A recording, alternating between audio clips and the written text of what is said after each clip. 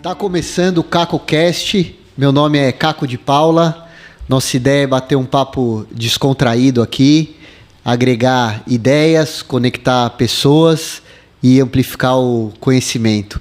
Hoje a gente tem o privilégio aqui de receber uma pessoa que é muito especial, que é uma pessoa que tem valores aí espetaculares. Vocês vão conhecer a história dele hoje, para os que não conhecem. Então a gente vai receber hoje Timóteo Domingos, o rei do cacto, que é além de amigo aí, é um entusiasta e um cara nota 1000. Bem-vindo, Timóteo. Obrigado pela disponibilidade para estar batendo esse papo com a gente aqui, para a turma estar conhecendo um pouco da sua história. Obrigado, Caco. É uma satisfação estar aqui. Eu que agradeço o convite e dizer que é uma satisfação ter o privilégio de ser o primeiro entrevistado do CacoCast. É isso aí, o privilégio é nosso aí. Obrigado aí por aceitar. Eu sei que a agenda está corrida, que próxima semana aí tem viagem, vão vir novas coisas aí em breve aí que você vai estar divulgando aí no momento correto.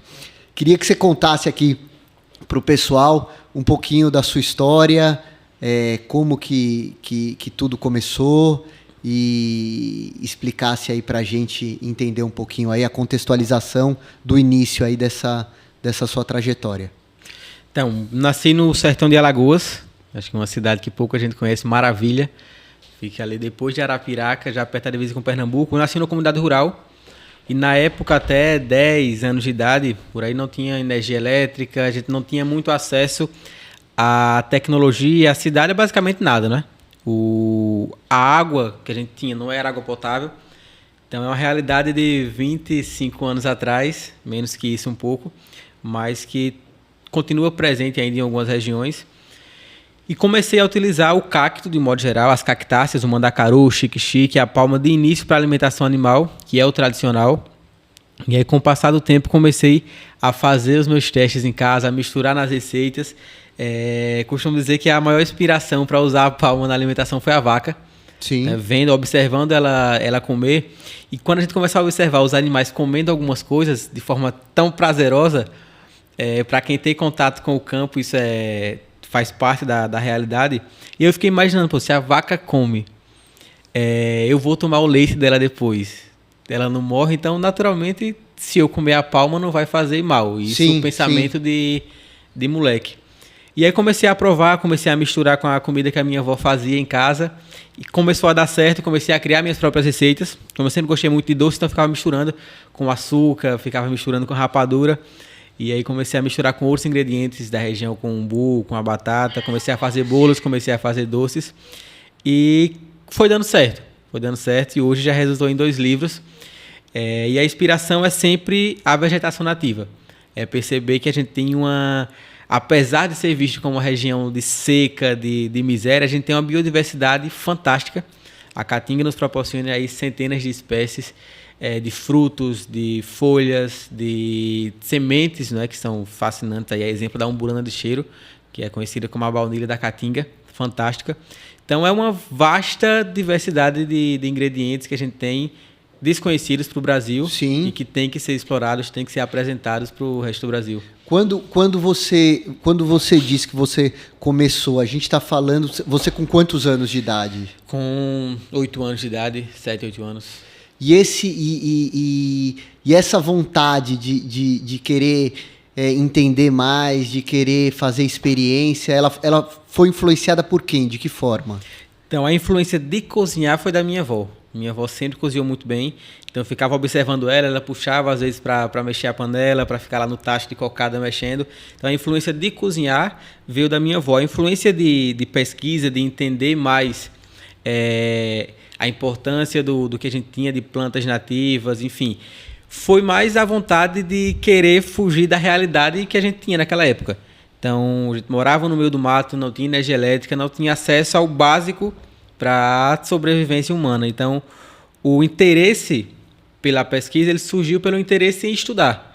Então, muitas vezes eu fugia da roça para ficar na biblioteca, na cidade, estudando, porque eu não gostava do dia a dia na roça. Então, essa fuga para a biblioteca para estudar despertou o interesse em querer aprender mais, e esse interesse em querer aprender começou a trazer um olhar interno sobre aquilo que a gente tinha.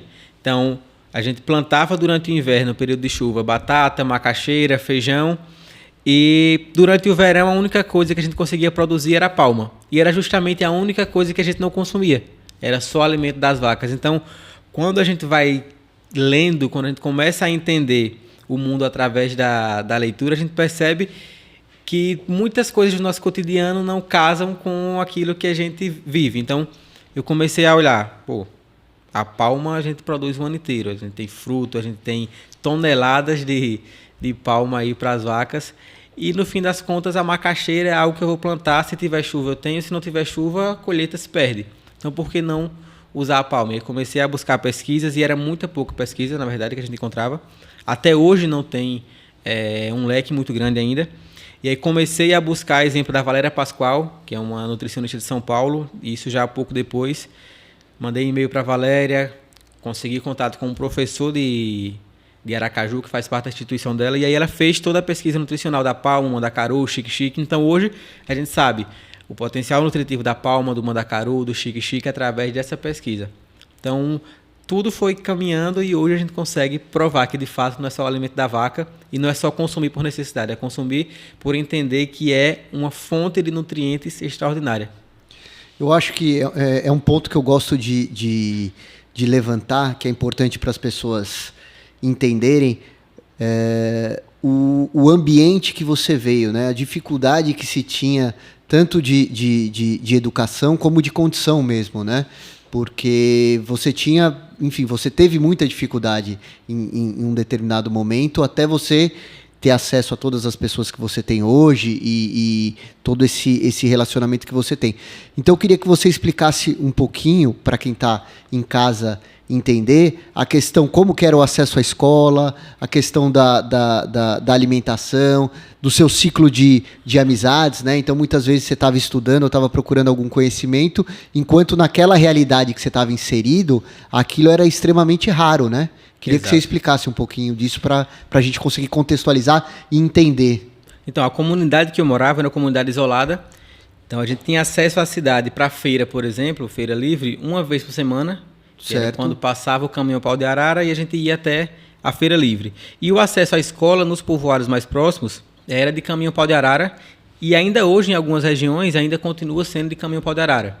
Então, a gente pegava o caminhão Pau de Arara, mais ou menos 1h e 20, para chegar no povoado, no estrada de barro, e ficar na escola até 10, 11 horas da noite. E isso, desde moleque, desde as primeiras séries, que a gente estudava à noite. Porque na zona rural como um todo, as crianças começam a trabalhar na roça desde cedo. Sim. Então, é uma necessidade, é uma obrigação.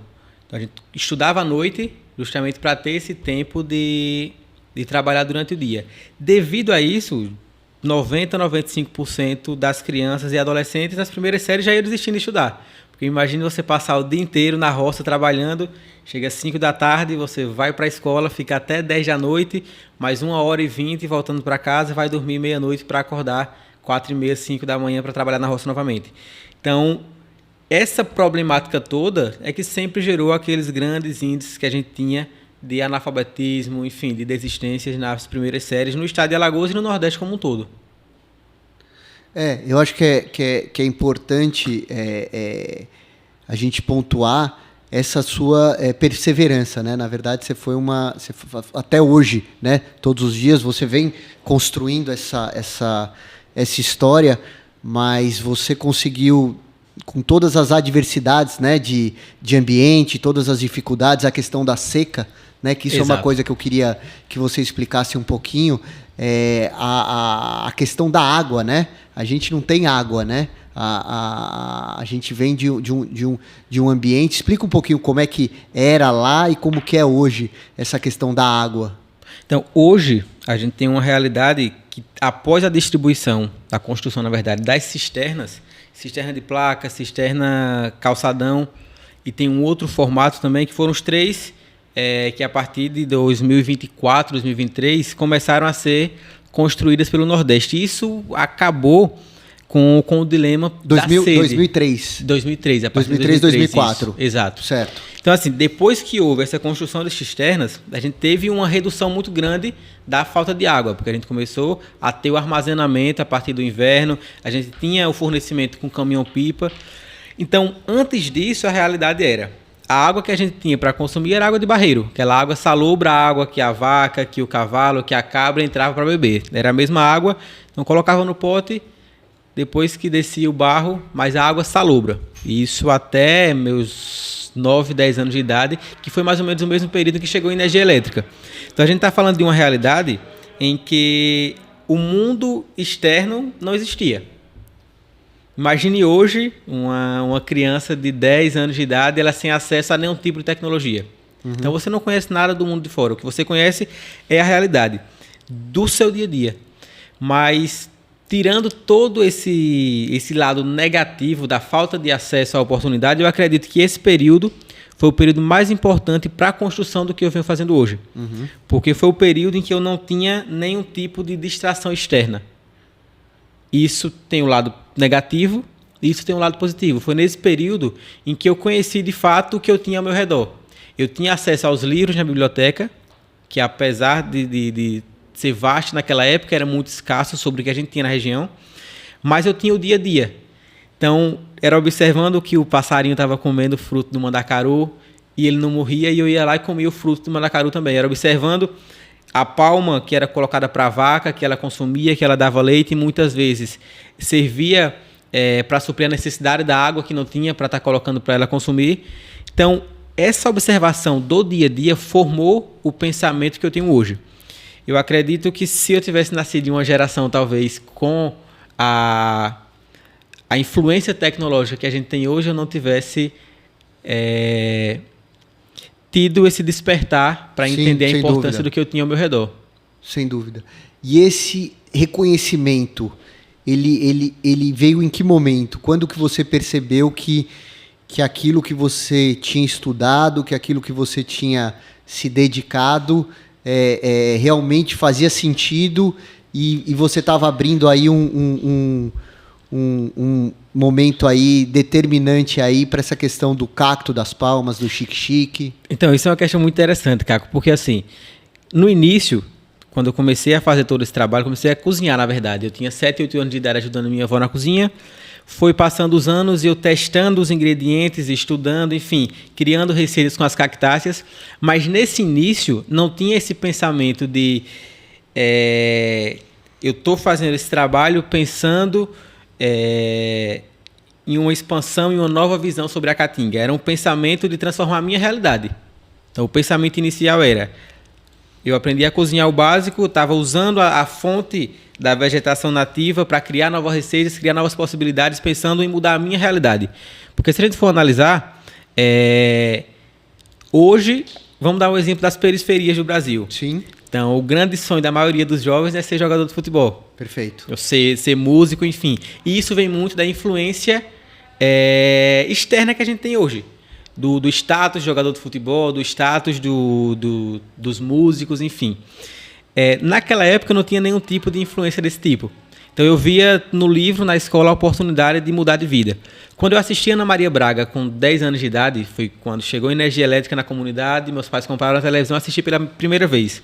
Com 10 anos? Com 10 anos. Então eu coloquei na minha cabeça que um dia eu ia no programa da Ana Maria Braga. Então um dia eu estaria na TV cozinhando com ela e através disso eu ia transformar a minha vida.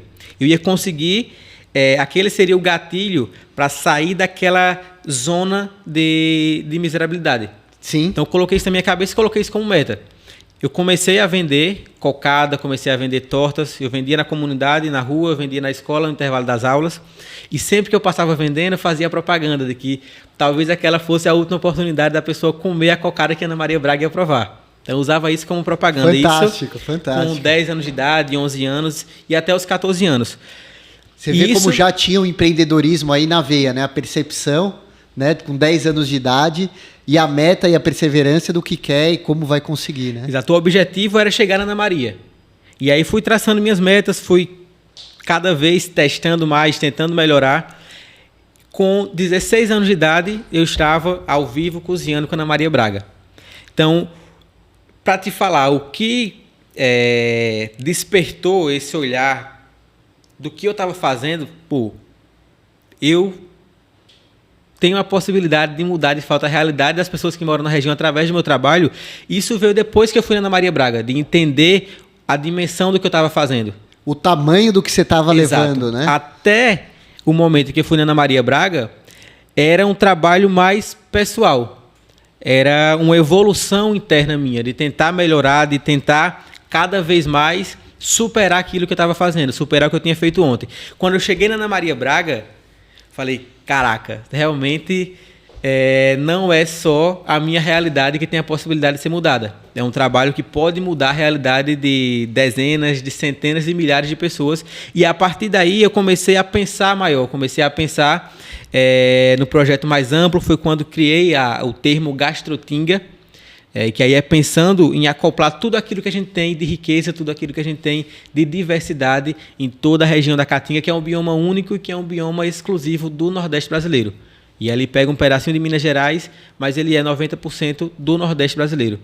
Então, é começar a pensar que o mandacaru ele não é um cacto que tem no Nordeste, ele é um cacto que existe unicamente no Nordeste. Então, se eu tenho a possibilidade de melhorar a qualidade de produção daquele cacto, de ter um beneficiamento melhor do fruto e mandar ele a $100 para São Paulo, para os Estados Unidos, para onde for, eu tenho que pensar nisso. Tenho que pensar que aquele cacto que foi fonte de miséria, que há 100 anos atrás as pessoas consumiam por necessidade, hoje, através da pesquisa, através do acesso à tecnologia, que muitas vezes é usada para distrair a mente da maior parte da população, ela pode ser usada para a gente transformar o barro em ouro, de fato. Hoje a gente consegue ter acesso, hoje é catalogado a questão das palmas, do cacto, do xique-xique. Existe alguma biblioteca onde está catalogado? Não existe. Existe um mapeamento, a gente vai pegar de fontes diferentes. Certo. As espécies que a gente tem disponíveis na Caatinga, análises nutricionais, análises fitoterápicas, análise de solo para cultivos. Isso a gente encontra solto em pesquisas diferentes, de universidades, de institutos, mas não existe uma biblioteca específica, não existe uma instituição específica que trabalha exclusivamente isso. Nenhuma mensuração desse volume, do que se tem, como se tem, não isso se tem, ainda não existe. Não se tem. Mas se a gente for falar de produção alimentícia, a única região hoje que tem a produção de agricultores familiares produzindo cacto exclusivo para alimentação humana só existe na região dos Cânions, que ali é a divisa de Sergipe com Alagoas.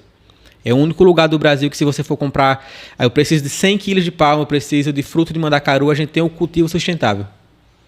E é a única região do Brasil que tem isso.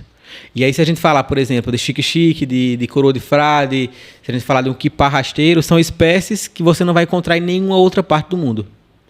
E como que a gente consegue hoje ter acesso às cooperativas, esse trabalho que é feito, quem disponibiliza? Existe algum ambiente que a gente consegue ter acesso a essas cooperativas? Como que é feito esse trabalho hoje? Então, não existe um ambiente ainda, mas falando de espécies geral, no Nordeste a gente tem, por exemplo, o umbu.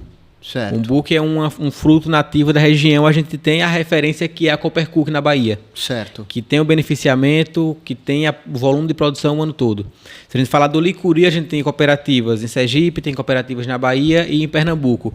O cacto, a gente tem a produção ainda estrita na divisa de Sergipe e Alagoas, mas não existe uma associação ou cooperativa fazendo isso. São agricultores familiares que produzem e até o momento fornecem para a gente para a produção dos doces e geleias. E o papel dessas cooperativas é muito importante hoje, né? Como essas cooperativas nas regiões onde elas estão instaladas, elas acabam dando um subsídio grande, né? Elas na verdade, são milhares de famílias, né? Exato. Porque você teve esse trabalho, depois a gente vai falar um pouco do seu livro, do seu segundo livro. Você teve esse trabalho de ir nas cooperativas e entender, né, o trabalho que estava sendo feito, documentar esse trabalho, e também eu acho que de uma forma muito rica você conseguiu explicar um pouco a tua percepção e essa bandeira que você está levando, que é tão importante, né? Porque às vezes as pessoas dentro da cooperativa não têm a percepção do tamanho que isso está se tornando, né? Como uma alimentação aí, um novo modelo aí, né? Exatamente, é uma produção de cadeia. Se a gente for olhar as cooperativas, por exemplo, as que eu consegui catalogar, consegui ter acesso, a gente tem as famílias que têm o trabalho de coleta do fruto na mata nativa de forma sustentável, a gente tem as famílias que trabalham na produção de algumas espécies quando é dentro de um formato de agricultura familiar, a gente tem aqueles que fazem o beneficiamento final, que aí já é pegar o fruto quando chega na fábrica para produzir o doce, para produzir as geleias, para a produção de embalamento a vácuo. Então a gente tem toda uma cadeia produtiva que é beneficiada através desse trabalho das cooperativas. Algumas delas, como o exemplo da Jabaía, a Bahia tem cooperação com bancos da Europa, então eles têm incentivos de países europeus para a produção, para a estruturação. Outras regiões e outros estados já não têm essa estruturação toda como na Bahia. Então é um trabalho mais de garra, de perseverança, mas que hoje já tem essa organização, já consegue se fortalecer. E principalmente através de alguns institutos e algumas ONGs, muitas cooperativas foram capacitadas para essa produção. Um grande déficit que existia, e existe em algumas regiões ainda, mas menor, era de uma produção seguindo aquelas normas adequadas da Anvisa, que é extremamente importante. Sim. Então, hoje isso já vem se quebrando com o trabalho de algumas ONGs na região. Regulamentar, né? Exato. Dentro desse cenário todo, eu tenho acompanhado, você tem criado, na verdade você criou uma marca, né? Explica pra gente um pouquinho dessa marca e desses produtos aí que você tá... Então, o Rei do Cacto o objetivo principal é levar conhecimento através de oficinas, através de palestras para todas as regiões do Nordeste onde a gente tem a mata nativa, a caatinga como mata nativa, como base. Então nós temos os produtos, tem doces de mandacaru, tem a parte de geleias, a gente trabalha também com os cactos embalados a vácuo. Certo, os cactos embalados a vácuo. Embalados a vácuo, ele in natura. Então qualquer restaurante que queira ter pratos à base de cacto, a gente consegue fornecer o cacto embalado a vácuo no corte específico que o restaurante precisar. Então, e essa conservação, qual que é o ciclo dessa conservação? Então, 3 meses. 3 meses. Então, a gente tem, se ele ficar na temperatura adequada, ali entre 5 e 10 graus, a gente consegue ter ele durante 3 meses sem perder o padrão de qualidade de textura, de sabor. Então, independente de onde eu estiver, no Brasil, se eu tiver um restaurante e tiver o interesse de trabalhar, eu consigo trabalhar? Consegue trabalhar facilmente. E uma outra forma de conservação é você receber ele direto com espinhos, que é mais trabalhoso, mas que em breve vou estar lançando também um curso online, onde todo mundo vai poder aprender técnicas básicas de manipulação do cacto. Então, você vai poder cultivar seu próprio cacto na técnica adequada, a forma de coletar na mata nativa. Se você tiver um terreno que tem uma vasta plantação de cacto nativo, você vai poder colher de uma forma adequada que não danifique a saúde da árvore, que o grande problema é esse. Às vezes as pessoas vão plantar milho, feijão, derrubam a mata nativa por completo para plantar o milho e o feijão. Então você tem uma forma adequada de plantar, de colher cada cactácea. Nesse livro eu já falo um pouco, mas de forma muito superficial. No curso você vai aprender na prática como fazer. Esse é agora, que você comentou agora, esse é o seu segundo livro, né? Isso, esse é o meu segundo livro. Então ele traz aí modelos de cooperativas de regiões diferentes do Nordeste que deram e continuam dando certo. Ele traz receitas autorais com cactos, receitas tradicionais como a buchada, o sarapatel, que falar de gastronomia nordestina sem falar de buchada, sarapatel, sim, sem dúvida, bucho, não tem como.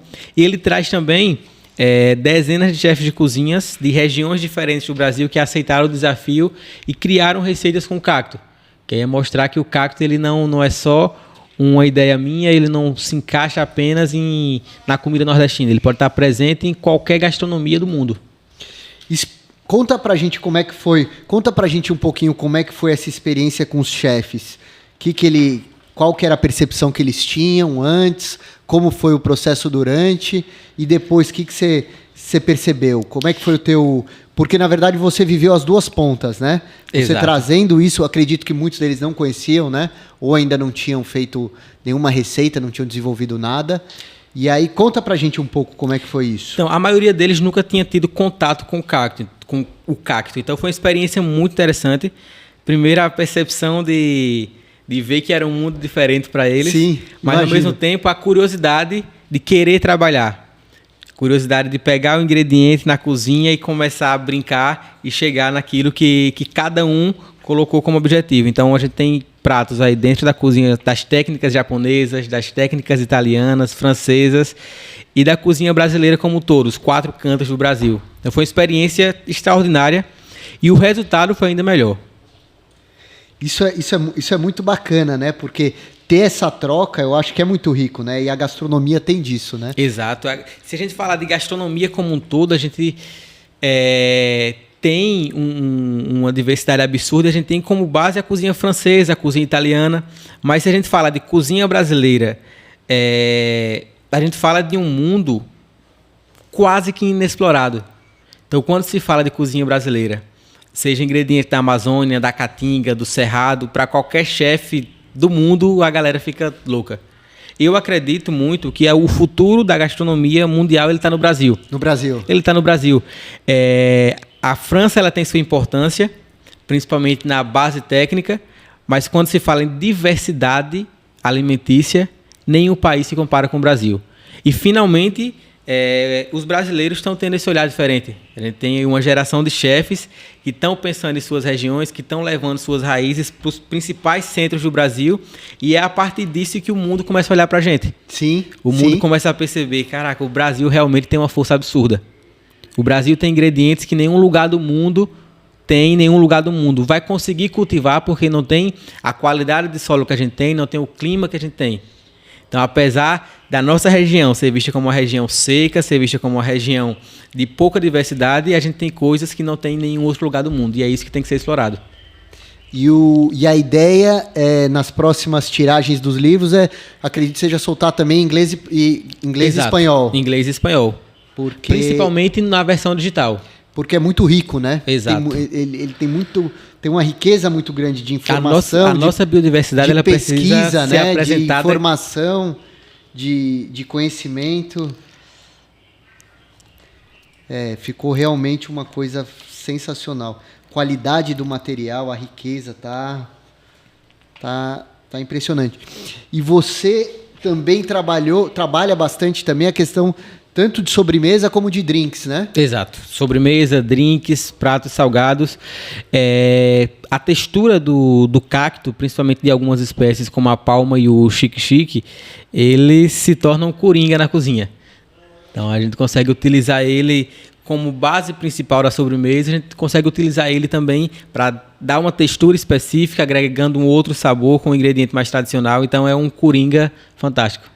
E uma comida também muito sensorial, né? Ela é muito, muito especial e única, né? E única e super nutritiva. A gente tem o xique-xique, por exemplo, que é fonte de ômega 6 e 9, que ajuda na redução de gorduras corporais para pessoas com colesterol, por exemplo. Esse trabalho que você fez, quem que fez o acompanhamento junto com você do ponto de vista nutricional? Porque eu sei que ele foi muito rico, né? Isso, a Valéria Pascoal. As fichas técnicas, né?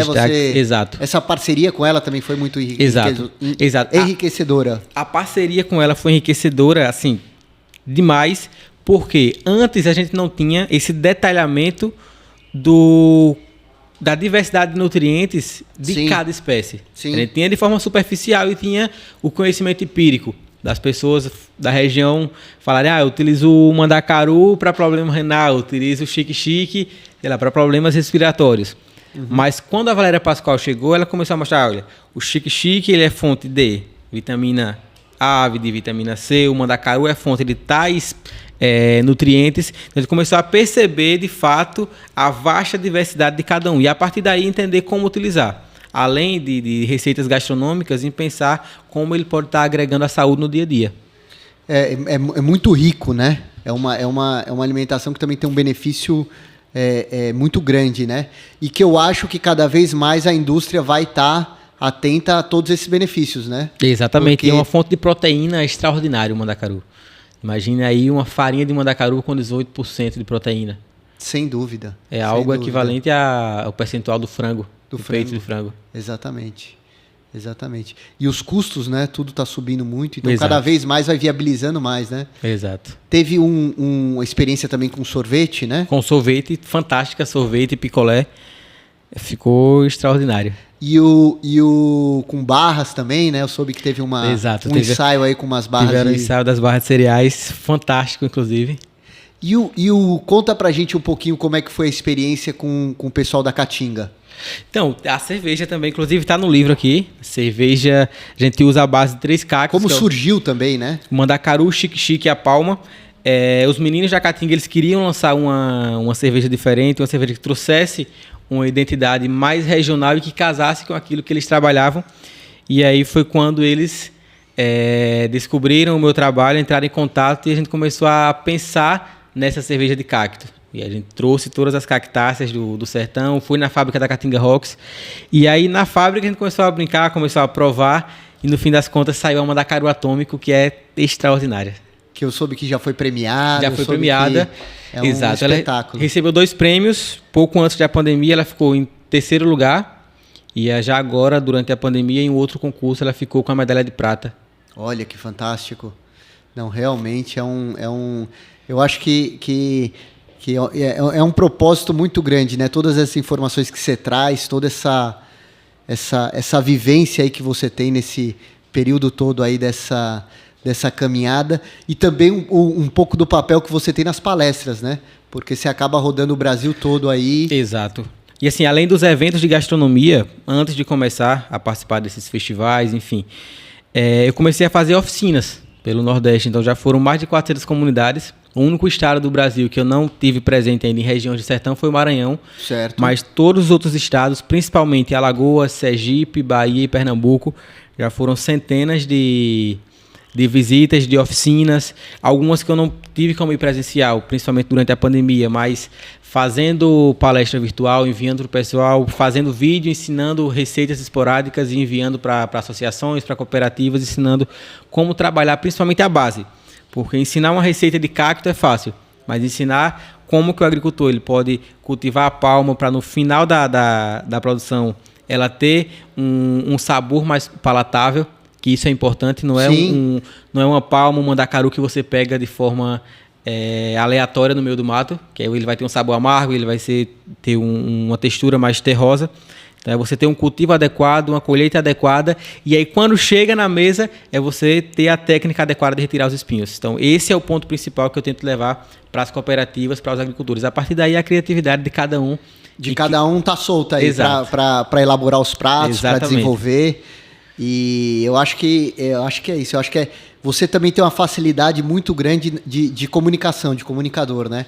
Eu acho que a forma como você passa, eu acho que ela torna também as coisas mais simples, né? Eu gosto muito do que faço, assim, de cozinhar, mas acima de tudo eu gosto de transmitir conhecimento. Eu acho que a parte mais importante da minha vida, como eu falei, foi essa parte da infância, onde eu ficava na biblioteca, onde eu estava todos os dias na sala de aula aprendendo. E a nossa obrigação, do meu ponto de vista, é quando você aprende algo que de fato é útil para a sua vida, é você transmitir esse conhecimento. E é isso que eu tenho feito através das oficinas. Não, muito legal essa disponibilidade em tá passando esse conhecimento, né? Porque envolve muita pesquisa, né? Aqui a gente tá conversando de uma forma mais simplista, mas tem muita coisa por trás, tem muito trabalho de campo, né? Tem muito... A pesquisa mesmo é muita coisa braçal também, né? Exato, braçal e muito dado técnico que no dia a dia de oficina a gente não consegue transmitir e fazer com que a pessoa entenda, mas é extremamente importante para chegar nessa linguagem mais popular. A gente precisa entender as fórmulas lá de laboratório dos nutrientes, do percentual de açúcar, do ingrediente, do percentual de gordura, para transmitir para uma linguagem mais popular e chegar no consumidor final, na população que de fato vai conseguir tornar aquilo útil de forma mais leve, de forma mais fluida. Como que você vê hoje as pessoas... esse, na verdade, é um legado, né, que você tá deixando aí, uma jornada que você tá construindo. Como que você vê a multiplicação desse conhecimento e dessa informação? Tá da forma que você imaginou, da forma que você gostaria? O que pode ser feito para melhorar? Precisaria da mais ajuda de quem que poderia ajudar mais essa informação ser mais disseminada? Eu acho que não chegou nem a 1% ainda do que eu espero?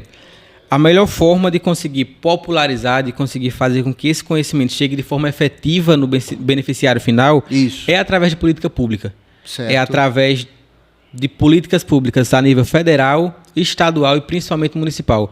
Hoje a gente tem escolas que trabalham em matérias básicas como ciências, geografia, conteúdos aleatórios do mundo externo e não trabalham a base do que elas têm ali ao redor. Então, ela vai estudar uma planta da França, ela vai estudar uma planta da Europa, mas ela não vai estudar um cacto, ela não vai estudar um buzeiro, uma catingueira que tem ali no quintal. A partir do momento em que a educação brasileira entender que a gente precisa ter nos livros didáticos o conhecimento sobre as regiões do Brasil de forma fracionada, a gente vai ter, de fato, uma valorização por parte de quem mora naquela região. Sim, sem dúvida. Porque se eu tenho um livro didático que eu não tenho nada sobre o que eu tenho ao meu redor, como que eu vou valorizar? Se o acesso à informação que a gente tem como informação de fato importante é aquilo que eu tenho na escola. Sim. Então, se a minha escola não acredita que aquilo que está no meu entorno de fato tem valor, por que eu vou colocar valor naquilo que está ao meu redor? Sim. Então, eu acredito que a escola tem um papel importantíssimo e não exerce, infelizmente. E hoje a gente tem muito mecanismo, né? Hoje a gente tem as redes sociais, hoje a gente tem muito ambiente de pesquisa, então não tem o porquê de não se estimular, né? Eu acho que hoje esse material, cada vez mais, é importante que ele esteja disponível para as pessoas terem acesso, né? Exatamente. E é importante ter na construção desses conteúdos pesquisadores de diversas áreas, né? Sim, sim, sem dúvida. É importante. Infelizmente, hoje uma questão clássica é a merenda escolar do nosso país. E isso nas escolas estaduais e municipais. A gente tem suco de caixinha, a gente tem biscoito, creme crack. Exatamente, industrializado, enquanto a gente tem essa riqueza toda, né, de nutrientes. Então a gente tem uma péssima alimentação para os alunos e a gente tem uma desvalorização daquilo que a gente tem na região. Sendo que as escolas poderiam estar estimulando a compra do produto local com o agricultor familiar, que existe por lei 30%, mas que muitas vezes esses 30%, a cooperativa que fornece, ela pega das mercearias e dos mercados, porque a escola em si, às vezes, não tem uma estrutura para produzir uma merenda mais adequada ou não tem a mão de obra capacitada. Para viabilizar e para conseguir disponibilizar. Exato. E, na verdade, ingredientes que são muito mais ricos em nutrientes, em uma série de coisas, né? Proteínas e uma ficha técnica bem rica, né? Exato. Mas eu acredito que a gente tem um futuro melhor pela frente. Com certeza. O que está por vir é melhor do que o que já passou. Vem muita coisa boa por aí e a gente com certeza vai conseguir aí, devagarinho, né? Cada um no seu papel aí, disseminando a informação, né? Que eu acho que isso que é o importante. E me diga um pouco dos planos aí, o que você tem imaginado. Na verdade, o Timóteo, ele é chefe. Na verdade, eu não sei se você gosta de ser referido como chefe ou como cozinheiro, né? Cozinheiro, né? Cozinheiro. Já tem 2 livros aí publicados. Soube que vem um terceiro aí. Isso, vem um terceiro só sobre cactos. Então, desmistificar de vez a diversidade e a importância do cacto na mesa do povo brasileiro. E aí vai ser um trabalho de campo? Como que você está imaginando? Como é que vai ser esse... É um trabalho de campo, um trabalho de laboratório, de criação de receitas. É um trabalho de um laboratório mais específico que eu não tenho conhecimento, que aí já vem a parceria com a Valéria Pascoal, da gente ter numa edição especial cada cacto e sua composição completa. Então, qual que é a vasta disposição de nutrientes de um chique-chique. Na verdade, um trabalho de pesquisa aí grande, né? Exato. E aí a gente vem com outros pesquisadores trazendo o potencial fitoterápico, que aí é entender se de fato aquele conhecimento empírico da senhora da zona rural que usava o mandacaru para exterminar ali um problema renal, se de fato aquele conhecimento empírico se efetiva numa pesquisa de laboratório e mostrar esse resultado no livro. Perfeito. E quando a gente vê os números do Timóteo, a gente está falando aí, eu estava lendo mais de 150 apresentações em programas de TV. Exato. Foram mais de 150 participações já em TVs locais, nacionais. E sim, o meu grande objetivo é ter o meu programa, né? Não tenho dúvida que você vai conseguir, porque essa questão de comunicação, de comunicador, você tem isso nato, nasceu com essa facilidade de se comunicar. E tudo isso, você é muito jovem, né? Você tem quantos anos, Tinoco? Fiz 25. Timóteo, você tem 25? 25 anos. Olha, super novo. Então a gente tá falando anos. que com 10 anos, o Timóteo já tinha programado ali, vou aparecer no programa da Ana Maria. No programa da Ana Maria. Braga, com 16 anos, depois de muita persistência, aquilo aconteceu. Exato. Já... Pode falar. Pode falar. Acho que aí você que vai. Eu corto essa parte depois, né? Ou tá ao vivo? Não pode cortar. Na verdade, assim, vem novidades, o Timóteo vai voltar, porque tem muita coisa para acontecer, né? E aí ele vai vir contar tudo direitinho, as próximas experiências aí que ele vai ter. E muitos planos, né? Eu acho que essa questão do programa, que é um grande sonho seu, eu acho que ela vai acontecer. Ela tem tudo para acontecer e para ser um sucesso, né? Porque você é uma pessoa aí que merece aí tudo de bom aí na sua vida. Eu já sou seu fã aí, a gente conseguiu participar um pedacinho pequeno aí dessa trajetória, mas a gente conseguiu estar junto aí, estamos junto aí, e eu tenho certeza aí que vai ser um sucesso e que cada vez mais você vai brilhar mais ainda. Vem o 3º livro, vem os projetos futuros, vem os produtos, vem algumas coisas aí, e com certeza esse trabalho que você está fazendo aí é único, né? É um trabalho aí, na verdade, que é muito especial, né? Obrigado, Cabra. E já vou deixar um desafio aqui para você. Diga aí. São João, deixar aqui como desafio a gente fazer uma experiência gastronômica em cima do paredão do Quênio. Combinado. Combinado? Combinado. Desafio Combinado. feito, então. Estaremos lá, com certeza. Então o desafio está feito aí. Em cima dos Canyons, vamos fazer uma experiência gastronômica com o Timóteo lá. Tá combinado. Fechou. Viu? Então queria agradecer aqui o Timóteo pela participação. Nesse nosso primeiro episódio não poderia ter começado melhor. Não teria uma pessoa mais especial para começar aqui com a gente. E em breve a gente vai estar junto aí novamente para estar batendo um papo, que é sempre bom aí.